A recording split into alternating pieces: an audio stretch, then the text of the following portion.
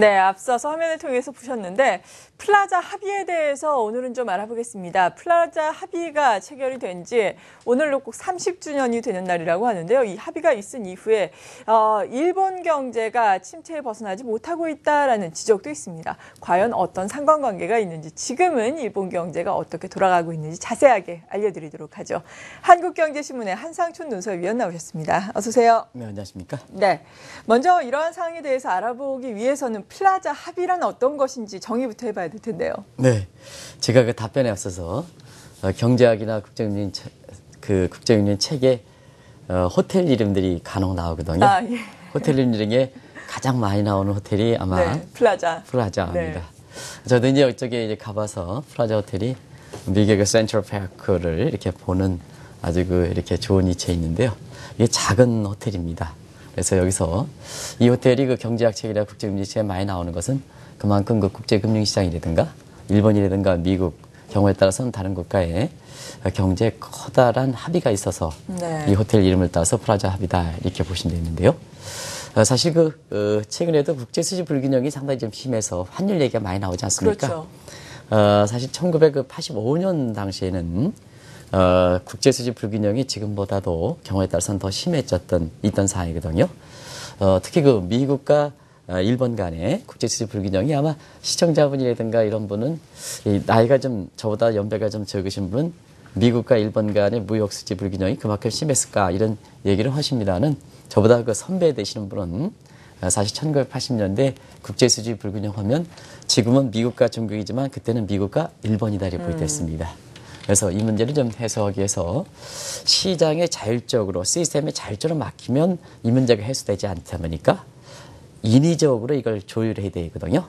그런 측면에서는 그때 당시에 세계 경제를 주도했던 G7이 아니라 G5 이 국가들이 합의해서 사실상 N고를 이렇게 유도하기 위한 이런 합의가 바로 플라자 합의다 이렇게 됐습니다.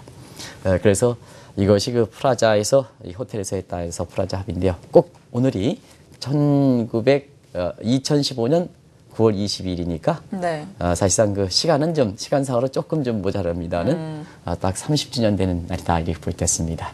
그런 각도에서 플라자 합의에 대해서 다시 한번 우리가 그 정신을 좀 이어받지 않느냐 하는 측면인데요. 왜 그러냐면 국제수지 불균형이 좀 심하고 지금 한일 전쟁이 다시 가열될 조짐을 보임에 따라서 그때 당시에 정신을 이어받자 해서 이 얘기가 공교롭 그때 좀 많이 거론되고 있다 이렇게 보겠습니다. 네, 그러니까 그때 이어졌던 달러 강세 기조를 좀 꺾기 위해서 G5 국가가 손을 잡고 마련한 조치다라고 이해를 해볼 수가 있겠습니다. 달러와 강세가 또 꺾이니까 자연스럽게 또 엔화는 엔고를 또 유도하게 됐다라고 말씀을 그렇습니다. 해주셨는데 엔화 강세가 그렇다면 어느 정도나 진행이 된 건가요? 지금 엔달러 환율이 오늘 조금 전에 김 기자께서 이렇게 보여주실 때 오늘 새벽에 끝난 뉴욕 외환시장에서 엔달러 환율이 120엔대이지만 네. 그때 당시에는 플라자 합의 직전에 사실 지금 말씀하신 대로 달러 강세가 얼마큼 심했었냐면 그때 당시에는 엔달러 환율이 달러당 235엔 정도 지금보다도 상당히 높죠. 예.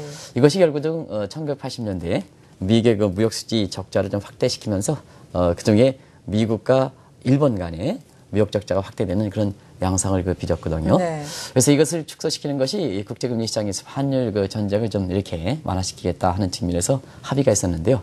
지금은 좀 합의가 되면 이게 이행력이라든가 구성력이 따라갈까 하는 측면에서 많이 악화된 측면이 있죠. 네. 요즘 국제규범이 합의됐다 해가지고 지키는데 그렇게 그렇죠. 아무래도 그렇습니다. 자국 이기주의가 더욱더 팽배해졌잖아요. 예. 근데 그때 당시에는 이런 합의가 사실 이행력과 구성력이 많이 떨어졌습니다. 얼만큼 이렇게 이행력과 구성력이 있었냐면요. 합의가 첫날 엔달러 환율이 무려 20엔이 이렇게 폭락했습니다. 그만큼 이제 엔화 강세된 거죠.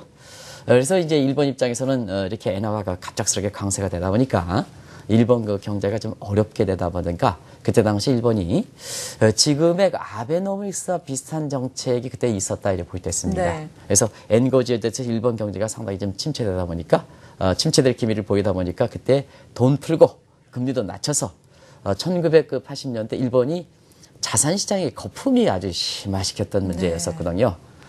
그런 과정에서 일본이 이 자산시장 거품을 잡기 위해서 1990년대 들어서 이렇게 성급하게 금리를 올리고 돈을 좀 환수하다 보니까 그 거품이 꺼지면서 일본 경제가 좀 어렵게 되다. 일본이 좀 사실 그 경제가 어려우면 엔화가 오히려 거꾸로 약세가 되는 게 아니라 엔화가 강세가 되는 이런 우가 있거든요. 네. 그런 상태에서 여기 자막에도 나오고 있습니다는 엔달러 환율이 1995년 4월 19일 동경위안시장에 정확히 오전 11시입니다. 80엔대가 붕괴돼서 79엔대까지 떨어졌거든요. 그만큼 네. 엔화 강세가 상당히 좀 심했던 이런 때인데요. 결국 이제 자산 붕괴도 꺼지고 또 경제가 어려운 상태에서 엔화가 약세가 되는데 이렇게 79엔까지 떨어지겠다는 이런 초강세가 되다 보니까 일본 경제가 무너지는 게 아니냐 해서 1990년대에 일본이 잃어버린 10년을 겪었던 결정적인 계기가 됐다 이렇게 보시면 됐습니다. 네, 이렇게 10년 만에 달러화에 대한 엔화 환율이 230엔대에서 또 80엔대까지 무너지면서 잃어버린 10년이 찾아오자 또 엔고 저지를 위한 정책을 내놨다고요? 네, 1990년대에는 지금은 중국이 미국의 파트너입니다는 그때 당시엔 일본이 미국의 파트너거든요. 네. 그런 상태에서 지금 중국 경제가 무너지면 세계가 자유롭지 못하지 않습니까? 그렇죠, 예. 그런 상태에서 그때는 일본 경제가 무너지면 세계 경제가 자유롭지 못하고 또 미국이 자유롭지 못하다 보니까 자 79에 엔화가 초강세 했는데 경제가 무너지면 어떻게 되냐. 근데 시장에 맡겨놓으면 엔화는 더 강세가 된다. 오케이. 이런 것은 뭐냐. 네. 1980년대 반에서 이제는 거꾸로 엔고를 유도하는 게 아니라 엔저를 유도하겠다. 근데 시장에 맡겨놔서는 안 된다. 그러다 보니까 사실상 1985년 프라자 합의에 일본이 대폭적인 양보를 사실 화답이라 하듯 그때 당시에는 이제 G7 국가가 됐습니다. 1985년은 G5 국가고 1995년에는 역프라자 합의 도출했던 국가가 두 국가 포함해서 G7 서방선지 네. 7개국이 모여서 사실상 엔달러 환율이 79에 된 것을 엔화 약세를 유도하는 또 일본 경제를 풀어주자 하는 측면에서 사실 프라자 합의에 반하는 역프라자 합의. 이번에는 엔고를 유도하는 프라자 합의에 반해서 엔저를 유도하는 역프라자 합의가 있었거든요. 그 위에 놀라지 마시기 바랍니다. 엔달러 환율이 79엔에서 역프라자 합의가 있어서 그 위에 엔달러 환율이 148엔까지 올라갔었습니다. 네. 사실상 140엔 파란 가면 일본 경제가 살아나고 특히 2000년 전후에서 일본 경제가 살아날 기미를 보였었는데요. 이때 너무 성급한 출구 전략으로 인해서 일본이 거꾸로 금리를 올려버렸었거든요. 예. 그러다 보니까 경제가 2000년 전에서 다시 거꾸로 떨어지다 보니까 결과적으로 보면 잃어버린 20년에 그때서부터 우려가 나왔던 것이 2000년 전후였다 이렇게 보겠습니다. 결과적으로 보면 정책당 일본 정부의 거듭된 정책 실패로 인해서 잃어버린 10년에 겪었고 그 다음에 2000년 이후에서 잃어버린 20년에 대한 우려가 나오게 됐던 것도 일본의 성급한 출구 전략 이 때문에 문제가 됐다 이렇게 보겠습니다. 네, 미국의 금리 인상 시기를 또 앞둔 상황에서 이 출구 전략의 시기와 속도가 얼마나 중요한지 일본이 먼저 보여줬었네요. 그렇습니다. 네. 지금 미국이 추진하는 양적 완화 정책이라든가 제로금리 정책이라든가 그 다음에 그 이후에 이제 정상화가는 출구 전략 지금 말씀하신 대로 이것이 지금 미국이 따라가고 있습니다는 일본식 모델을 그대로 따라가는 네. 거거든요. 그렇기 때문에 지금 일본이 성급한 출구 전략에서 경제를 망친 사례가 있기 때문에 이번 같은 경우에도 9월 연준회에서 많은 사람들이 금리 인상하지만 성급한 출구 전략에서 다시 일본의 우를 저지른 게 아니냐. 네. 또 1930년대 미국의 당시의 페드 의장인 에클스가 성급한 출구 전략에서 경제를 대공황 상태에 몰았던 이런 우려 때문에 네. 그래서 이걸 겁나니까 엘렌이라든가 스테니 피셔도 이번에 금리 인상을 유보를 한 거 아니겠습니까? 그러겠죠. 그런 측면이 바로 옛날 역사적 사례에서도 그랬었다 이렇게 볼 때 있습니다. 네, 이렇게 플라자 합의 이후에 지금 20년이 흘렀고 잃어버린 20년이라는 이야기도 나오는데 뭐 20년이 지나기 전에 그러니까 한 2010년도 들어설 때 또 잃어버린 30년이 오는 것이 아닌가라는 우려감도 상당히 팽배하지 않았습니까? 뭐 시청자 여러분도 그때 당시에는 전부 나이가 젊든 나이가 있든 다 지금의 이렇게 연령대 동시대간대이기 때문에 잘 기억하실 거로 생각하는데요. 2000년 전에서 일본 경제가 잃어버린 20년에 대한 우가 상당히 높았습니다. 네. 그때 당시에. 왜 그러냐면, 자, 한번 보시기 바랍니다. 그때 당시에 이제 경제가 140만 파는 것을 성급한 출구 전략에서 경제가 어려워지다 보니까 결과적으로 뭐냐. 자, 일본 입장에서 보면 이제 전통적으로 추진할 수 있는 경기 부양책은 다선이 됐지 않습니까? 금리 그렇죠. 제로를 낮춰. 그 다음에 재정적자 지출을 확대시켜. 그러다 보니까 전통적으로 재정적자라든가 그 다음에 통화정책 측면에서 경기를 부양시킬 수 있는 수단이 없었었거든요. 이런 상태에서 148엔까지 끌어줬는데 이거 이제 선중에서 더 이상 용인하기는 어렵거든요. 왜냐하면 일본의 엔달러 환율이 140배나 용인하면 미국 측 입장에서는 그만큼 달러가 강세되니까 미국 입장에서는 녹록지 않은 상태에서 네. 더 이상 일본이 정책 실패를 해서 엔달러 환율의 우를 저지르는 입장에서 보면 선진국들이 더 이상 추가적인 엔저를 유도하기 위해서 이렇게 자국 경제 희생을 바탕으로 할 수는 없는 상태거든요.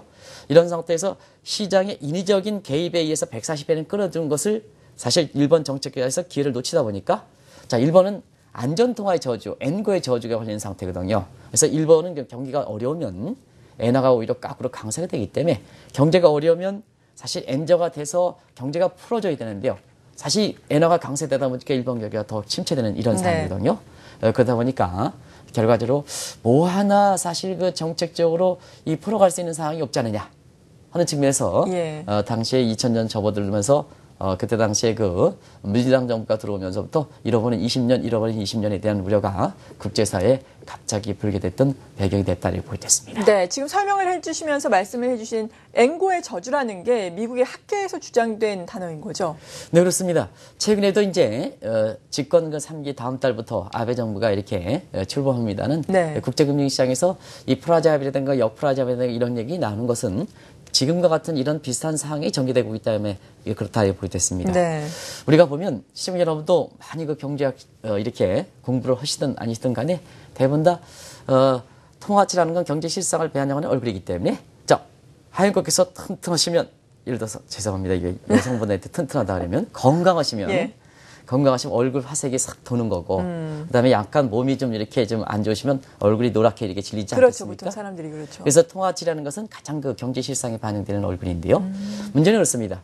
하얀것께서 몸이 안 좋으시면 얼굴이 그렇게 노랗게 이렇게 헤이지 저 어떤 사람이든가 시청자분이 이렇게 해서 좀 양해를 구해주고 그러거든요. 아, 좀 몸이 안 좋구나라고. 방송 진행을 예. 좀 잘 못하시대도 그럴 리 없겠습니다는. 예.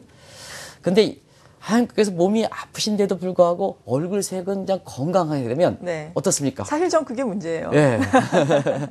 이렇게 되면 하얀거가 이렇게 자기의 몸과 달리 굉장히 좀 착시적으로 굉장히 좀 여러 가지 불리한 면이 그렇죠. 있거든요. 맞아요. 예. 그런 측면에서 보면 경제도 그렇다고 보이겠습니다. 경제적인 측면에서도 일본이 경제가 어려울 때는 엔화가 약세가 돼서 네. 이레이지 수출이 증대해서 경기가 살아나는데요. 결과적으로 보면 엔화가 강세가 되다 보니까 일본 경제가 더 어려워지는 소위 엔코의 저지다 해서 지금 말씀하신 대로 미국의 유명한 메리 아이켄 그린이라는 UC 버클리 교수고 나중에는 이제 어디 이렇게 간 교수는 좀 네. 잘했습니다. 그래서 UC 버클리 대학 교수였던 당시에 이분이 엔고의 저주다 하는데요. 영어 표현이 재미있습니다.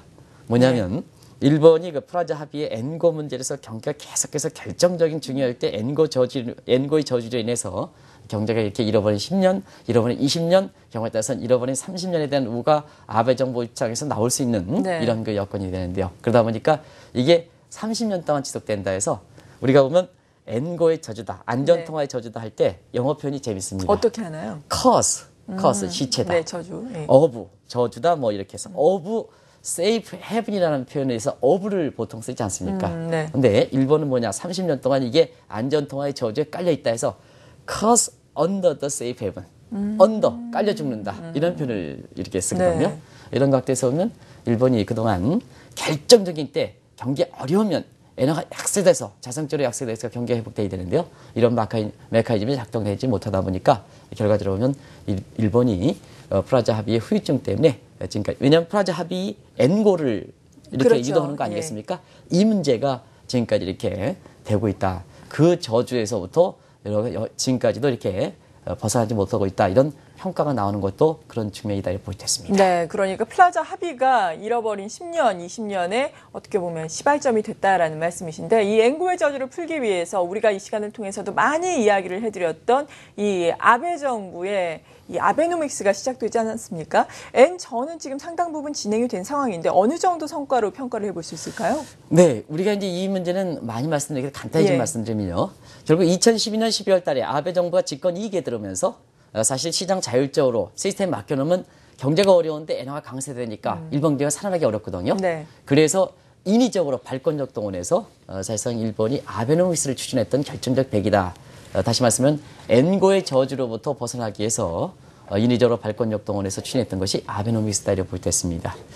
지금 이제 한국께서 평가 좀 해달라 하는 예. 이유의 방에서는 평가가 중요하지 않습니까? 그렇죠. 아베노믹스가 추진한 지 지금 횟수로 3년 그리고 만으로 3년째 지금 다가오는 시점에서 나름대로 평가해 볼 수 있는 대목인데요. 지금 아베노믹스 평가하려면 아베노믹스에 걸어가야 될 경로를 좀 봐야 되거든요. 자, 엔저 저질령 금융 완화, 그리고 성장 기반 구축하는 문제, 성장력 확충하는 문제, 재정 건전화 문제인데요. 한번 고각들어 보겠습니다. 지금 말씀하신 대로 엔저를 저지르기 위한 문제는 충분히 성공한 것 같습니다. 네. 그죠? 발권력 동원해서 엔달러 환율 당시에 75엔에서 125엔까지 끌어, 지금은 이제 120엔이지만 110원 끌어올렸으니까 이 대목은 좀 성공했다. 그렇죠. 성공했다. 근데 두 번째는 이걸 통해서 일본이 성장력을 회복했느냐 하는 측면에서 보면 2, 4분기 성장률이 올해 2, 4분기 성장이 마이너스 1.2%까지 이렇게 네. 떨어졌지 않습니까? 그래서 이 성장 기반은 아직 확충하는데 이렇게 달성하지 못했다 이렇게 볼 때 있고요. 또 한 가지는 지난주에 이게 세계 3대 신용평가원의 S&P에서 일본의 국가신용 등급을 한국보다 떨어뜨렸지 않습니까? 네. 가장 큰 배경이 역시 외화가 풍족하다 보면 국가 채무, 이 GDP에 대비해서 지금 일본이 250%에서 세계에서 최고 높은데요. 이게 경기가 살아나지 못한다면, 결과적으로 보면 경기가 살아나지 못하면 재정 수입이 더 어려질 거고, 재정 수입이 어려지면 국가 채무 문제는 이게 해결하기 어렵지 않느냐.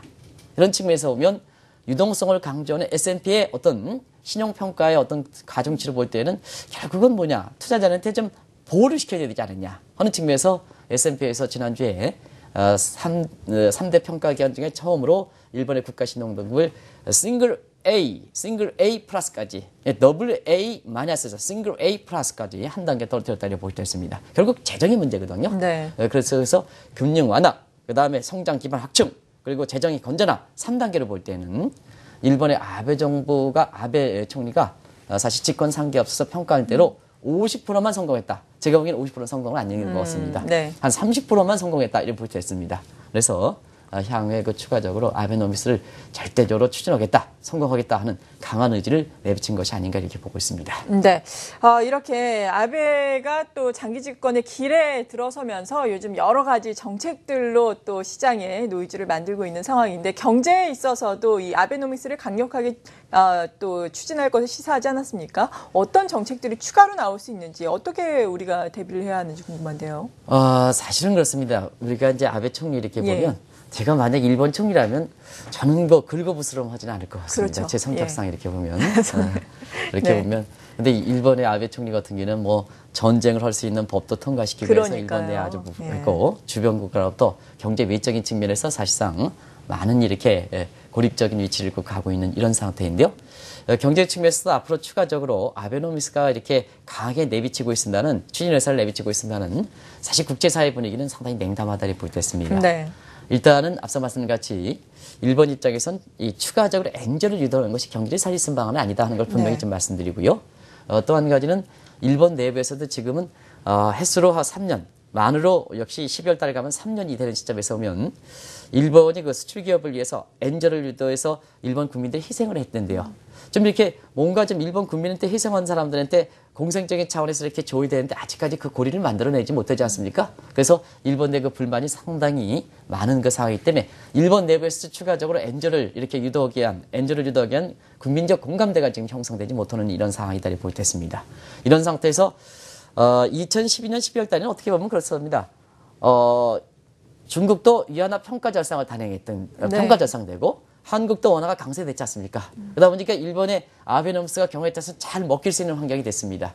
일본의 아베노믹스에서 엔저가 되면, 어이구, 중국도 평가 절하되고, 우리도 평가 절하면 아베노믹스의 효과가 없는 거 아니겠습니까? 그렇죠. 근데 그때 당시에는 분위기 좋았습니다. 근데 지금은 어떠냐? 지금은 사실 추가적으로 추진하더라도 경쟁력상 개선할 거는 그렇게 많지 않을 것이다. 왜냐? 위안화가 평가 절하되고, 그 다음에 한국도 원화가 평가제되고, 인접국가도 전부 경쟁적으로 평가절하다 보니까요. 그런 측면에서 대여건도 따르지 않기 때문에 아베 정부가 의지만 갖고 추가적으로 아베노믹스를 추진할 수 있는 거냐 하는 각도에서 보면, 다른 제3에 대한, 예를 들어서 재정정책 측면에서 간전정책이라든가 이런 케인즈의 균형재정 승수를 이용한 간전정책이라든가 이런 제3의 정책이 보완되지 못하면 아베노믹스를 추가적으로 강하게 의지만 비춰서 여기서 성공할 수 있는 배경은 상황은 아니다 하는 걸 말씀드립니다. 네, 이런 가운데 말씀해 주신 것처럼 각국이 경쟁적으로 자국 통화를 평가절하하고 나서고 있고 그리고 미국 같은 경우에는 금리 인상 시기가 다가오면서 또 달러 강세에 대한 우려감이 계속해서 나올 수 있는 상황인데 이런 상황이 있다 보니까 30년 전처럼 제2의 플라자 합의가 있어야 되지 않느냐라는 목소리도 시장에서는 있는 거죠. 예, 상당히 좀 있는 것 같습니다. 예. 그래서 제2의 플라자 정신이 좀 필요한 시점이다. 왜냐하면 지금 이제 말씀대로 세계 각국들이 있잖아요. 어려울 때일수록 좀 협조 공조를 해야 되는 것이 네. 플라자 합의라든가 역플라자 합의. 결국 그때 당시에 미국을 문제를 풀어주기 위해서 플라자 합의가 나왔던 거고 그다음에 1995년 일본 앵고르 문제로 해서 일본에 10년을 겪었을 때 이것을 풀어주기 위해서 나왔던 것이 G7 간의 역플라자 합의이지 않습니까? 네. 그런 측면에서는 지금처럼 경제가 좀 상당히 어려울 때는 이런 그 플라자 합의라든가 제2의 그 플라자 합의 이런 것을 지금 상태에서는 이제 플라자 합의 같은 이런 것이 좀 필요한 그 시점인데요. 왜냐하면 지금 세계 각국들은 하얀국에서 지적하신 대로 세계 각국의 이기주의 때문에 이게 있잖아요. 교육 증가율이 안 되고 있습니다. 교육 증가율이 지금 올해가 어떻게 1%뿐이 안 되거든요. 예. 이게 평균적으로 보면 6% 이상 가야 되거든요. 그러면 1% 이내라면 수출을 지향하는 국가들은 어렵다는 얘기죠. 그러겠죠. 2차 세계대전 압축 성장, 이 조승 교수님이 얘기했던 리듀스 크루스에서 성장 기간을 단축시켜서 했던 압축 성장의 대표적인 국가가 일본, 한국, 중국 같은 이런 국가들인데요. 네. 대부분 다 수출 지향했지 않습니까? 그렇죠. 수출 지향하는 국가들의 성장 기반에 있어서는 세계 교육 증가율이 6% 이상 되면서 이렇게 돼야지 경제가 확 풀리는 거거든요. 네. 근데 세계 교육 증가율이 지금 이기주의 때문에 1% 떨어지다 보니까 수출을 지향하는 국가들이 지금 어려운 거 네. 처하는 것 같습니다. 이런 상태에서 보면 지금 그런데요. 왜 이렇게 세계 교육 증가율이 이렇게 떨어질까 하는 측면에서는 세계 교육 증가 교육 증대를 위해서 이렇게 했던 UR 규범 이런 국제 규범이 통용되지 않은 상태에서 이기주의가 기승부리거든요. 자, 가장 극단적인 이기주의가 뭐냐? 결국 자구 통화를 가치를 떨어뜨리는 문제. 왜냐? 다른 정책과 달리 다른 이기주의와 달리 자구 통화 떨어뜨리면 다른 국가는 통화치가 강세이기 때문에 자기의 통화치 떨어진 것에 따른 경쟁력 개선 효과를 다른 국가에 전가시키는 그린 국가 정책이거든요. 그래서 통화치를 떨어지는 정책은 모든 보호주의, 국수주의에서 가장 강력한 이런 보호주의다 그러거든요. 네. 근데 이것이 각국들이 서슴지 않게 이렇게 추진하고 있다는 얘기입니다. 양피디께서 이렇게 자막을 주시면 제가 그거 가지고 좀 잠시 간단하게 좀 살펴보겠습니다. 네. 여기 나오죠? 지금 보면 미국의 금리 동결도 결국 여러 가지 요인 중에서 뭐냐 달러 강세에 대한 우려. 지금 하이커에서 지적하신 대로 그 문제도 상당 부분. 그렇죠. 왜냐하면 미국 경제가 지금 녹록지 않다 보니까. 특히 물가 문제에서 달러 강세 문제는 아주 역비례 관계가 있으니까 이 문제 때문에 그런 측면이 있고요. 그다음에 ECB도 지금 유로 약세를 위해서 ECB 정책을 양적으로 정책을 내년 9월까지 추진하고 있는 상황이죠. 그리고 일본도 지금 집권 3기 아베 정부의 집권 3기 추가적으로 엔저를 유도하겠다 하는 아베노선을 추진하는 상태죠. 네. 그리고 중국의 인민은행도 지금 세 차례 걸쳐서 위안화 약세 정책을 지금 취했죠. 한국도 그렇죠. 이런 상태에서 보면 지금 국제수지 불균형 상태에서 환율 전쟁이 가열되다 보니까 결국 1995년 정도 차이가 있지만 그와 비슷한 상황이기 때문에 그와 마찬가지로 국제수지 불균형을 위해서 세계 각국들이 환율 전쟁을 위한 합의가 필요하지 않느냐 하는 측면에서 플라자 합의가 이렇게 체결된 지 30주년을 내서 경우에 따라서는 옛날 구문이지 않느냐 하는 생각인데요. 왜냐? 이 주도했던 국가들이 당시 1995년은 G5 국가입니다. 근데 1995년에는 G7 국가입니다. 네. 지금은 세계 경제 최고 단위가 G20입니다. 그렇죠. 이게 이제 세계 경제가 이렇게 변했는데도 봐서 1985년에 플라자는 낡은 구문이지 않느냐 하는데요. 지금 상태에서 그것이 가장 절실한 대목이 아니냐 해서 지금 상태에서 국제금융시장이든가 각국들한테 플라자 합의 정신을 좀 다시 한번 배우자 해서 이것이 사실 다시 한번 주목되고 있는 상황이다 이렇게 됐습니다. 네, 세계 각국이 공조를 하면서 세계 경제 성장을 위해서 노력을 해야 될 텐데 말씀을 해주신 것처럼 또 세계 각국의 요즘에 빠져든 자국의 이기주의 때문에 쉽지만은 않아 보이네요. 녹록지 네, 않아 그렇습니다. 보이네요. 네. 네네. 오늘 이 시간 이렇게 플라자 합의 30주년을 맞아서 여러 가지 경제 현안에 대해서 도움 말씀 들어봤습니다. 한국경제신문의 한상춘 논설위원이었습니다. 감사합니다.